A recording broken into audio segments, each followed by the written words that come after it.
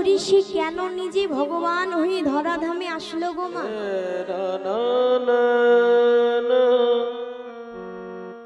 কেন না বাবা, ভগবান একদিন মনে মনে চিন্তা করছে,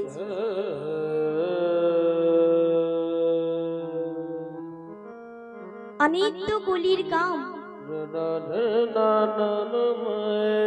মুখে নাই কৃষ্ণ নাম, আর শত তো অসতে মগ্ন।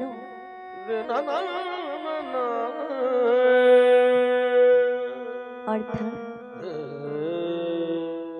এই কলির জীব তো পাপে পরিপূর্ণ হয়ে গিয়েছে, তাই এদের দুর্দশা।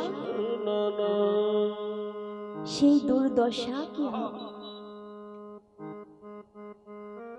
এমন মনে মনে ভেবে গোবিন্দ রাধা রানীর কাছে গিয়ে বলছে, রাধে রাধে গো রাধে,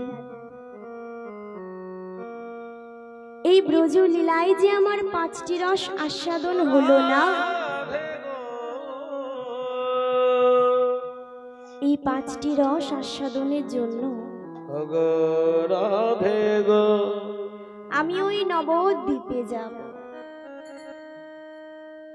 রাধারানী বলছে, বধূ তুমি নবদ্বীপে যাবে মেনে নিলাম, বধু গো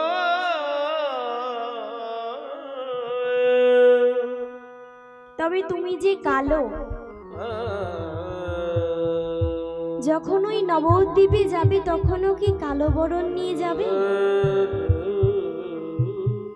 বলছে, না রাধে, আমি এই কালো বরণ নিয়ে যাব না, তবে আমি কেমন করে যাব জান? কেমন করে যাব জানো?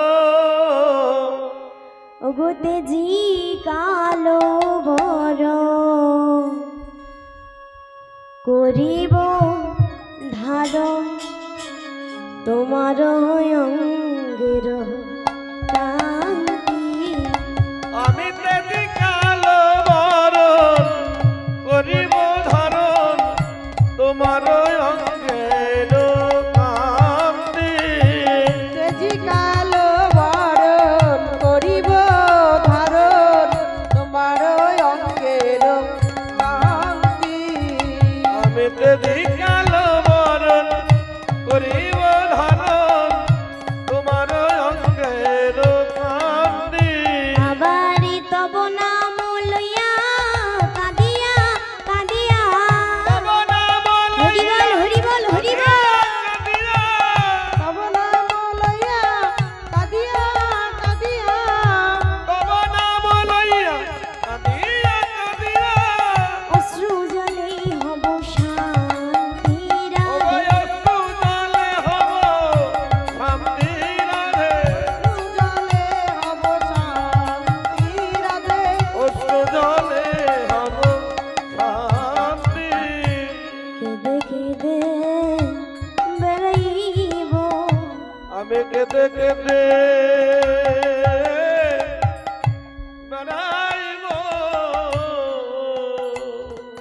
কেঁদে কেঁদে বেড়াইব, আমি কেঁদে কেঁদে বেড়াইব। রাধে কৃপা করো বলে কেঁদে কেঁদে বেড়াইব, ওগো রাধে কৃপা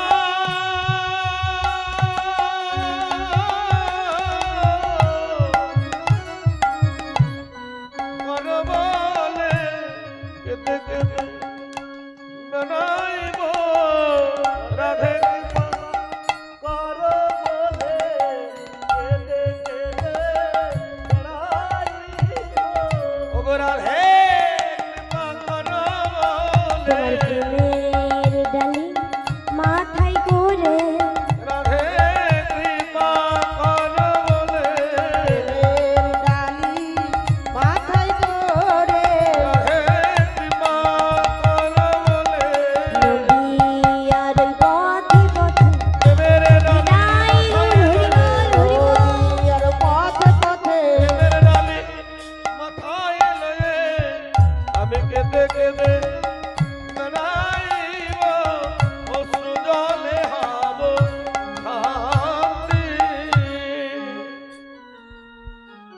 তাই আজকে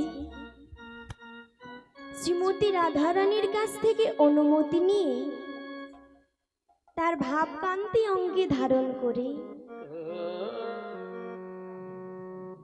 প্রভু আমার নবদ্বীপে অবতীর্ণ হলেন।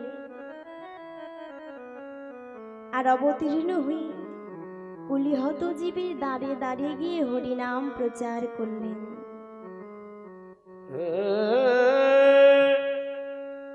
প্রভু আমার ওই কলি জীবের চরণ ধরে বলেছে, ওগো না না